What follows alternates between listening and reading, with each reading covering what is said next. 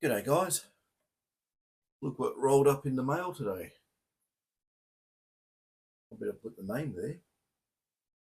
Yeah, so this book has turned up.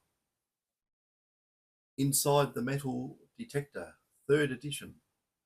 This is um, by Carl Moreland, who I think did work for White's as an engineer, and he runs a geotech1.com website on metal detecting.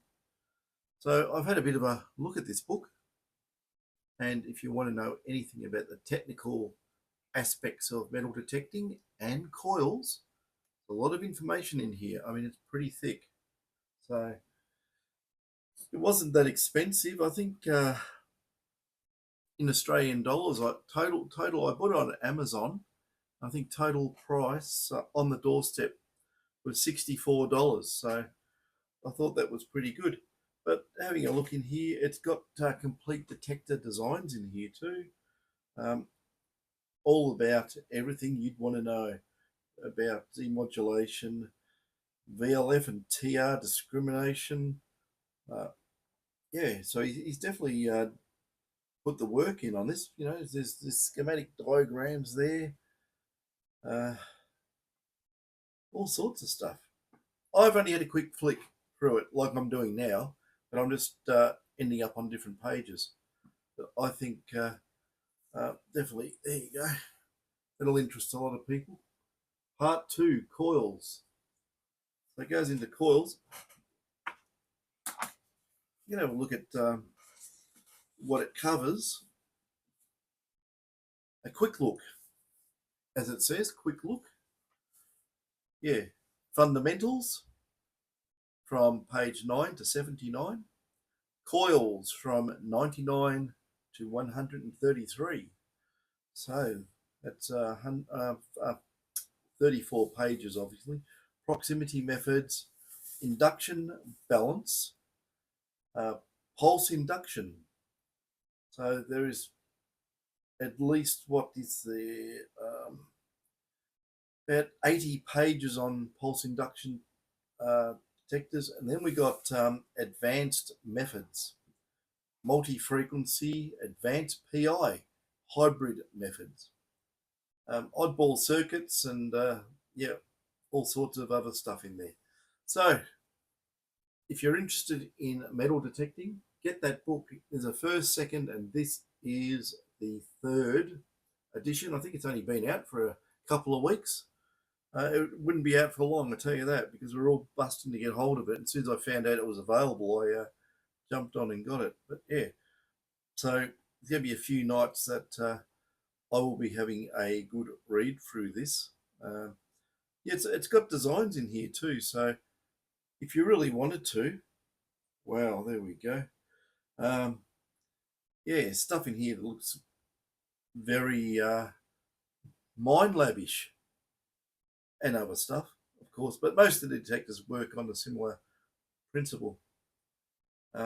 Yeah, dynamic damping, very, very important. But I think there's some patents on using the resistive element in MOSFETs for damping, but there's ways and means of doing it. Yeah. Oh, how's this? There's a picture of Bruce Candy in there. He basically founded, was a main engineer for Minelab. So I'm pretty sure. Oh, flick, flick, flick. Yeah. Oh, there's a heap of stuff in here. Guys, get this book. I mean, it's got tons of schematics and you know, build your own metal detector and all that sort of stuff. So inside the metal detector, definitely worth a read. Definitely worth a read. And I've got another book as well. I got this the other day, and I should go and get it. So just hang on a second. I'll go and get it. It's in the next room.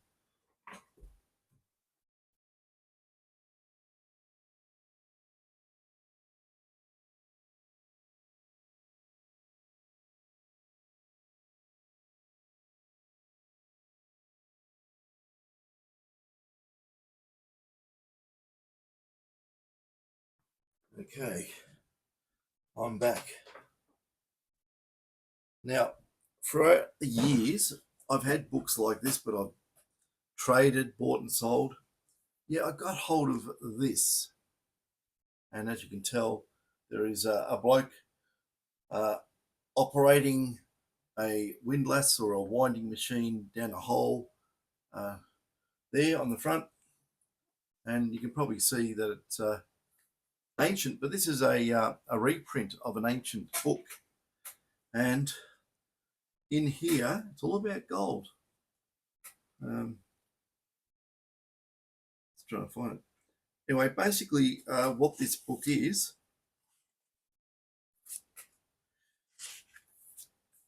and it'll only interest people here in Victoria because you can see that it's all about goldfields and mineral districts of Victoria. But it's not just that, it's got a hell of a lot of information on mining, the extraction of, and I'll tell you what was the most, I've seen this book before. I saw this, it's come out in 1889 or something. It's been reprinted, but there's no more reprints. And this is from the 80s, I think.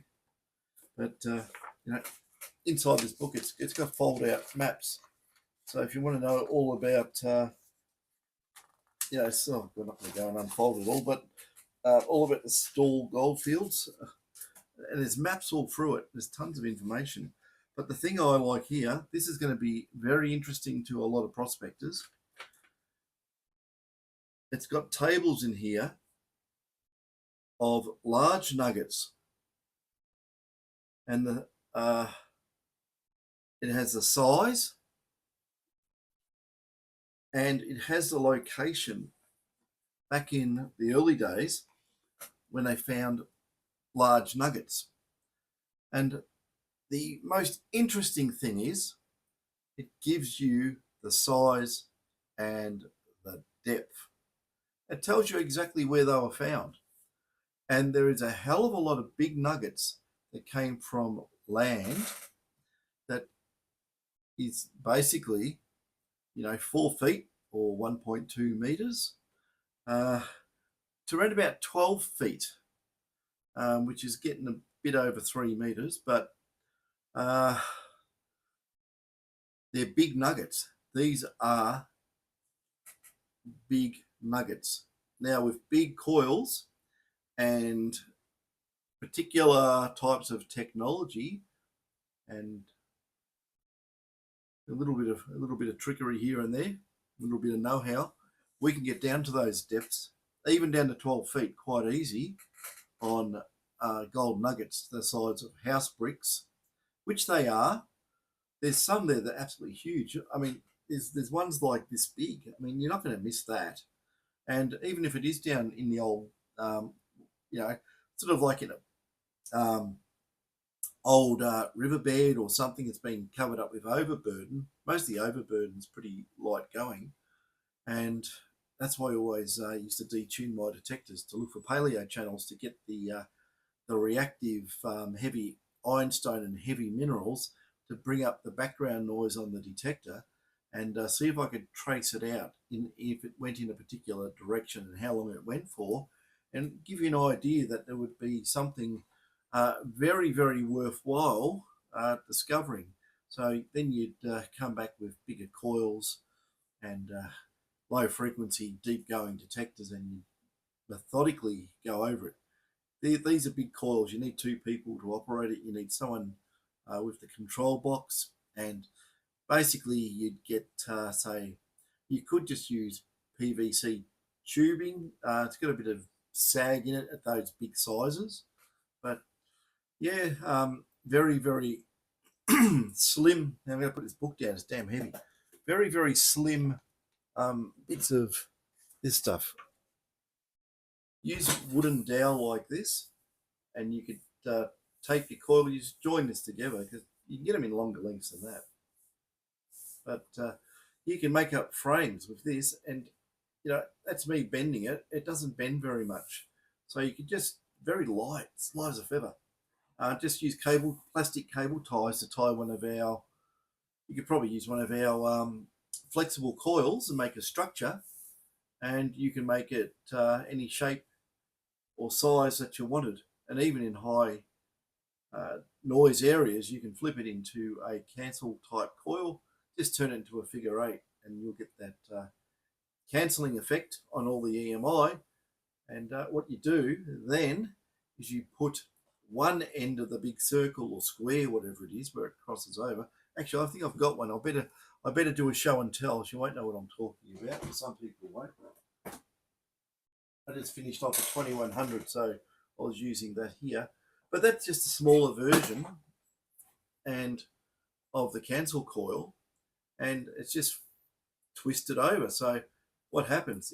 Any EMI hits here, it's out of phase to that. It cancels. +1 plus -1 equals 0. So no noise. But what you do is you go over the channel with a much bigger one of this. This is small. But you'd have, say, this side here going over your paleo channel. Mark it out. Even get some coloured chalky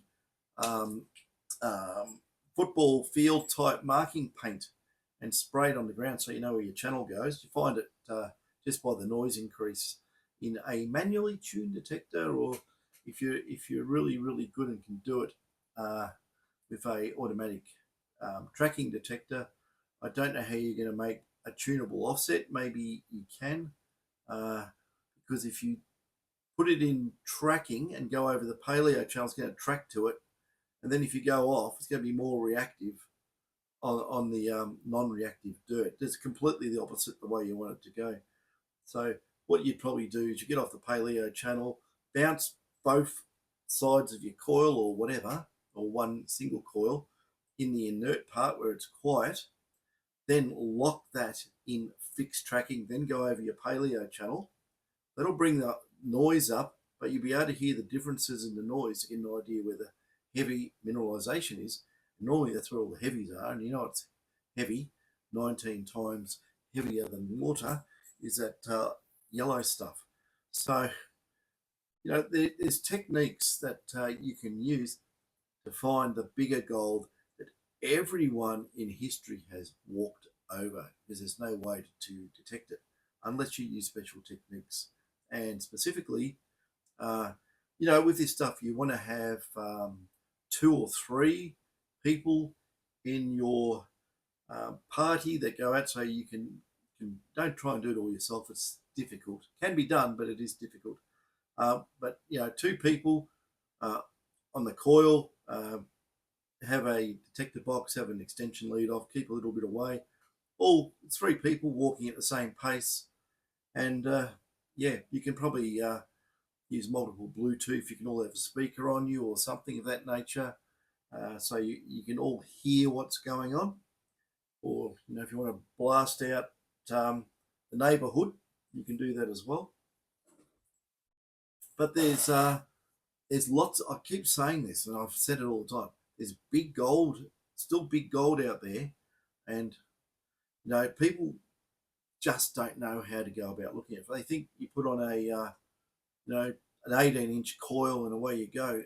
No, don't.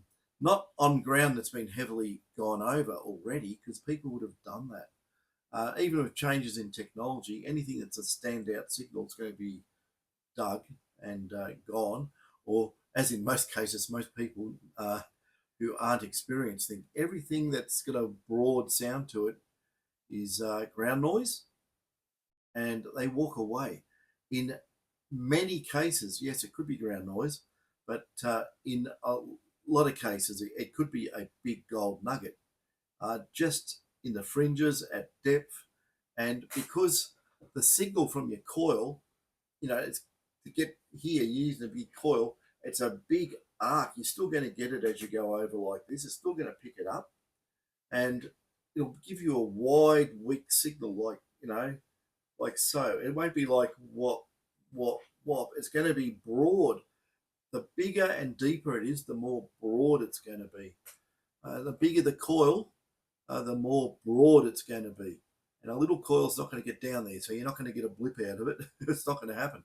So you're going to walk over it and leave it there until someone comes along with the technology and can actually, hear those very faint, deep targets over all the ambient noise, and then you get serious and you dig it up.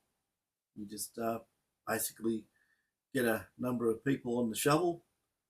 In Victoria, for instance, that's where I mainly detect. You need your miners, right? Or in other places in the world, you'll probably need some piece of paper. I don't know if it's some common law right to go and dig, 4x4 shafts out in the middle of, anywhere these days. But, I think with a Victorian miner's right, if you're just using picks and shovels, you go for it. That's what you can do. So here goes my coffee. Thank you. Excellent. It'll keep me going, like recharging the battery. So, there's a lot of interest now in big gold deep, and the reason being is since the 1980s, everyone's running around coils this big, and over the years we've gone to PI, we've gone to coils this big, coils this big, and coils this probably that big, some cases. But the bigger the coil, the less ground's been covered because not many people do it. Everyone, they all go out there and they fling around for big coil, and it's not as sensitive to very small gold in general. And if you do get it, it's going to get on the winding on the outside, so you won't be able to pinpoint it very well. And it's hard to pinpoint sometimes. If it's right in the middle of the coil, yeah, great. Because it's in the middle of the coil and it's pretty close, and you'll be able to get it. With bigger coils, it's basically, I'd say most of it's virgin ground out there. With really, I'm talking big coils, like the flexi coils we make, which are 30 and 40 inch, 50 inch. If like Dave was making some, he made them up at 200 inches. That's huge. But there's objects out there that are worth a lot of money that those coils work really well on, especially in a noisy environment, because you can flip it, and then you've got two 100-inch coils with no noise. So in that regard, there's definitely ways to take a spin on the technology and get down deep. But I remember years ago, or I don't know, many years ago, I wrote an article for Gold, Gem and Treasure about meteorites, and these are the nickel iron ones, which are worth a fortune, by the way, don't throw them out, and paleo channels. Most geos, when they say paleo channels, they mean deep leads. I also classify some of the paleo channels as shallow leads because they are just as old, but the old deep ones, they've usually been covered up with basalt. But you do have in areas, you do have shallow leads that are just as old as the deep leads, and they haven't been covered up with basalt. It's just overburden.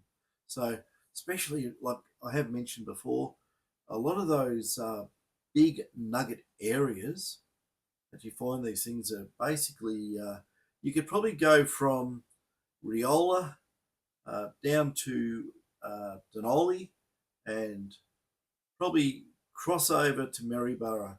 And that is big nugget territory all the way in that area there. It's amazing. Even in the middle grounds, all those farmers' paddocks that you have to get permission to go on have probably and undiscovered, old buried water systems, and because it's never been looked for, no one knows about it.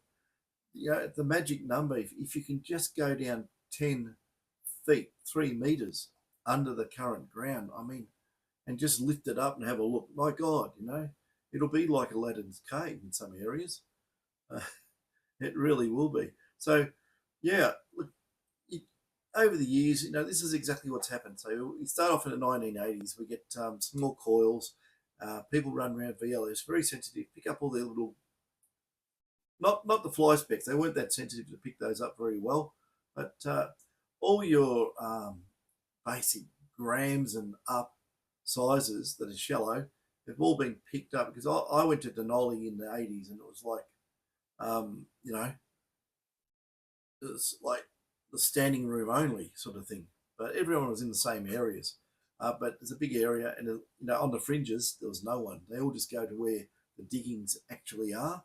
So all the other ground there is probably unexplored to a degree.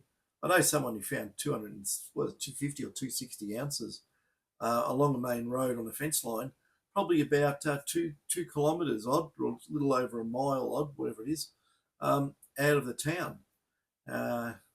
So over in the direction of the race course, if you want to know where it was, near the caravan park, but down the road a bit, there's a lot of gold come out of that area, and all that gold was surface and just sitting there. It had been sitting there for, I don't know, from the start of the detector rushes there. I think it was found about 12 to 14 years later. So the whole area's been gone over, but there's areas people don't go. They don't walk along the area between a barbed wire fence and the road. They don't walk there. Why not? It's good as any other gold, Well, but they might have a electric fence or something, and it might upset the detector. Well, yeah, use a cancel call. But there is anywhere there is ground. You see, a lot of people look at the ground and they go, "Oh, that looks like good ground, right? Oh, I wouldn't go over there. That looks like bad ground." Hey, they're talking out their posterior, because there's no such thing as bad and good ground. You don't know what's underneath, and it could be, there was a whole heap of trees there, and they all got cleared, and it looks whatever, and you go, "Oh, that's good ground." Do you know why you think it's good ground? Because it's easy to go and swing. And you go and look at the bushy ground over here with, things sticking up and logs falling over, or trees falling over and turn into logs or whatever, and you won't go there. Like, my biggest slap in the face was in Denali, and I may have mentioned this before. I went to an area, and it was called, what was it? This is a long time ago. I just know so many places. It was up Harvest Hill Road. It was the Harvest Hill Mine, which was basically all filled in, and it had a surfacing area there.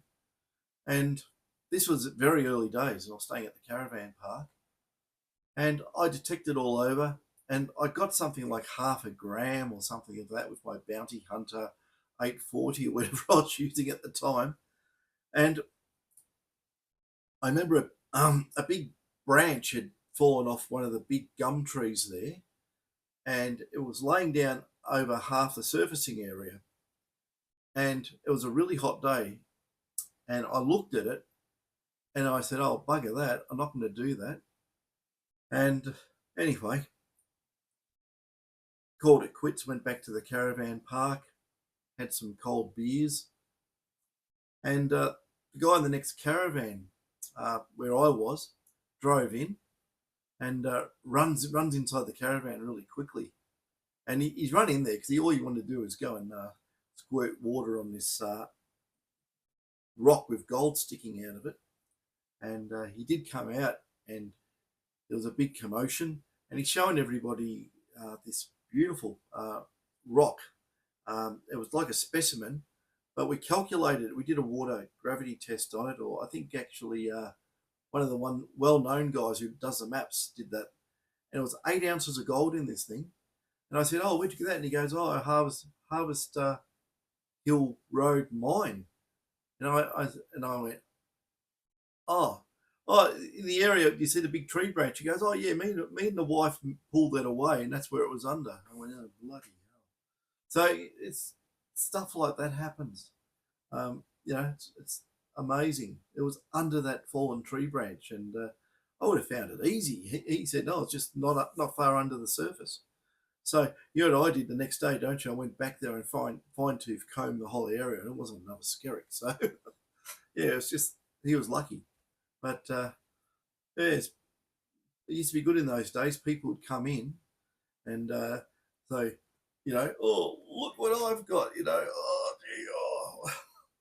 They were the days, uh, the early days. But see, all that big stuff that all the rolling down the hill and everything else, that's recent. You got to remember that over hundreds of thousands, millions of years, gold is just going to wiggle its way down.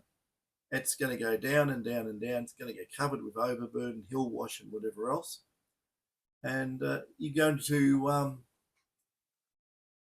miss out on it if you're running around tiny coils, because tiny coils don't go down deep. You're probably going to go down maybe that, maybe a little bit more on a really big target. Uh, probably when I say big target, I'm not talking things like that. I'm talking things like this. The detectors is the old law of diminishing returns. There's a lot of energy lost going from the coil into that target, which is not very efficient, and then re-radiating that energy back up, and it's very, very weak by the time it gets back up to the coil. So you don't get much depth unless you're using a really big coil and have a really good receiving system. Always concentrate more on the receiving system than the transmitting system. Doubling the power of your transmitter is not going to do that much. It's going to make your batteries go flat quick, but improve your receiver noise sensitivity or noise floor by twice and see what happens. That is how it works. You make your receivers the best you can do, and make sure that they've got enough dynamic range and not getting swamped by out of band signals and stuff where it's just not going to respond properly to big targets. There's a lot of ways of looking at this stuff. So if you want to know, get Carl Moreland's book, Inside the Metal Detector, and it'll have some good pointers in that book as well. I haven't specifically seen it, but I would say he covers some aspects of interference and how it can rain on your day and upset things. So all good. That's mainly what I was going to go on about the book, but also, yeah, I deal with a lot of people, and I've been told a lot of things about big gold. We have been, like I'm just saying, we have been doing these big coils, and they are having success with big coils. So maybe in another 50 years, if everyone got a big coil, you might have done the whole state. But there's just so much ground out there hasn't been touched, especially private property. It's like the old days when the guy threw the margarine container at me and hit me in the stomach and nearly killed me, which was full of gold, which he went on and got it off farmers' paddocks. That was in a drought by offering them, if you let me detect on your land, I will give you these big hay bales for your sheep or cattle, because they didn't have any feed because there was nothing being grown. It's a drought. That was back in the mid 90s, I think, from memory, 96, 97. And this guy did really well by doing hay bales and fronting up with them on the back of his trailer or his ute, whatever he had at the time, utility, and just making deals with the farmers. I get to detect and you get the hay, but he made sure that it was with old maps, with old leads on their land. It wasn't totally going in willy-nilly. He knew that there should be gold there, and that's where he got it from. He got it from the diggings in the mullock piles. So he did quite well. Yeah. So anyway, that's enough waffle on that. I'm going to go and do pickups and stuff. So nearly half an hour on that. But yeah, guys, if you're getting hard done by finding small gold because everyone's, hen pecked it to death, go for the big stuff. The only reason I might as well do this as well while I'm here, still got a few minutes. The only reason that you hear of gold being found, say, how I'll go. This is logical, okay? Why do you hear about all this gold being found with X detector, X make brand of detector? Because everyone's using them because they're the newest thing out. If you've got everyone out there running around with GPX, say GPX 6000, all the gold will be found by GPX 6000, right? Now, everyone's out there running around with a SD 2100. All the gold will be found with SD 2100s. Okay? That is how it works. The base technology is very much basically the same, with a few bells and whistles. But the base technology is pretty much the same. And you know, it's funny. You see, this is psychology. You'll see nuggets held up here, there. Here, look at these. I found these with a GPX 4500. I found these with GPX 5000. I know how prospectors think. I found this with a GPZZ 7000. I found this with a, and because you see it found with that detector, that's marketing working on your brain, saying that gold, associate that gold with that detector. You don't associate it with any others because you didn't see the others, did you? And if you go back in the old gold gem and treasures, and you'll see many, many, many nuggets with other detectors, of course. But sorry for upsetting the marketing department and the board of directors, but that's how it is. It's the truth. And you see people running around saying, "Oh, you got to use this coil, this brand, or this size." It's not specific like that. You could probably pick up the same thing with any coil, within reason, as long as the size criteria is pretty close. Like I said, the most efficient coils around one. You start squashing it in. You start doing domain cancellation, which means it doesn't put out as much energy. It's basically wasting energy. You're distorting the field. It's not efficient. Uh, you know, it's like a gridiron ball, or a Australian rules football and a soccer ball. Um, round ball and a sausage. You know, obviously the pointy one's going to go through the air further, but which one's easier to control and a good all rounder, and which one bounces on the ground? You know where it's going to go rather than go pshung sideways off there. It's it's a round coil's predictable. That's what I'm trying to get at. You know it's going to do a good job overall, um, and use the size coil for the ground you're working. Obviously, if you have smaller gold and you're using some sort of elliptical, it may give you a better response up near the top corners, maybe medium, small gold in the middle, but at the expense of bigger gold deep, okay? Because you don't get a free lunch. Every swap change, everything you do is having an effect on some other parameter. You don't get free lunches out of this game. So, yeah, that's just being brutally honest about it.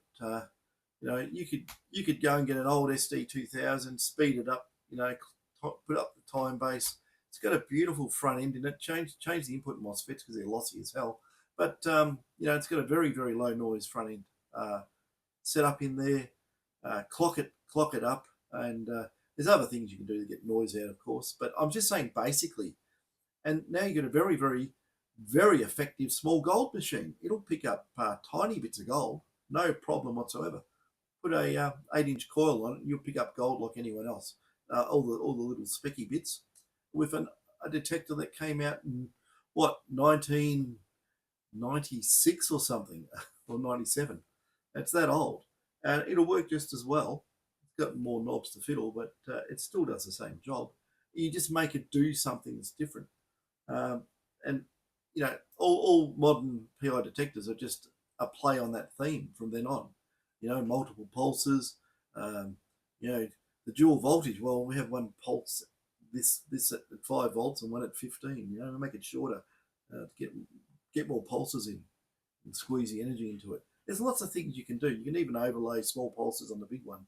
I didn't say that, but there's. I wish I didn't say that actually, but there's a lot of methodology that is in this field that you know I'm still waiting for it to come out and be discovered in modern metal detectors, and no crickets. So I don't know. Maybe they save it all up for the next models. They never bring everything good out all at once. If you brought out the world's best detector, you probably do that and nothing else and go out of business. You just flood the market and there's nowhere else to go. So it is interesting how it all works. But yeah, like I say, the shift to really big, deep gold has not occurred. So I would call that a massive opportunity. There were people doing it, and I know that they did really well. Like I say, back when gold was cheap in the 80s, we know a fellow that found over $1 million worth of gold with 30-inch and 40-inch coils. But do you ever see anyone out there running these big coils? You don't see it. So the ground's basically untouched. And if you get some mining companies' modern geomagnetic surveys, you can have a good look at that and work out where some of the paleo channels are, especially if they show up as highly conductive and they're long squiggly lines on their mapping. But yeah, geos and mining companies don't normally take any notice of that because they're not nugget hunters. They're fine gold, dispersed gold hunters. They want cubic millions of tons of material, and they don't want to have it easy. Just go down a narrow old river with a big coil and some tuned up electronics and dig down and clean up. It'd be pretty good, wouldn't it? You pull up $1 million nugget, set you up for life, or just get a few of them.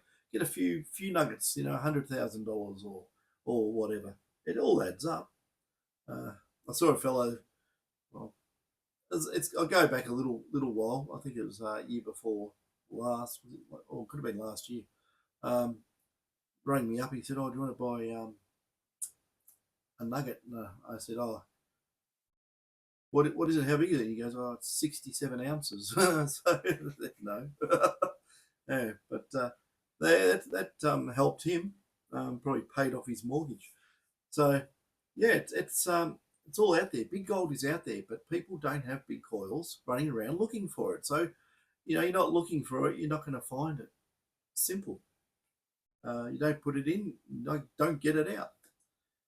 So yeah, most people running around with 17-inch coils, ellipticals. Think that sort of coil does everything. No, it doesn't. I think all we really need is some modern prospectors to get out there with the big coils, big drag coils, and hit some big nuggets, and they go up on the TV. Oh, look what I've got. That sort of thing will absolutely get the interest going, because think about gold, 19 times heavier than water, sitting out there in the gravels. Even an earthquake comes along. They were doing millions of earthquakes back then because the whole place was volcanic. Rattle the ground, and it just put a marble on flour and go down. It goes over millions of years, and it's all on the bottom. It's all on the bedrock, and all the hill wash and everything's covered it all up. And it's just amazing when you think about it. It's absolutely amazing how many people have just walked over massive, life-changing, monster gold nuggets and just don't know about it. Or the other one just hears that murmur of a ground noise and just ignores it. Damn, don't ignore those ground noises. I'll tell you about Mr. Campbell and the ground noise, but he probably doesn't want to be telling anyone about it. But anyway, it turned out to be a ground noise which he ignored, and he went back and much later, very much later in time, and went and dug it, and it was a nice big gold nugget. But anyway, all good fun. Anyway, I better go and do my errands. Catches.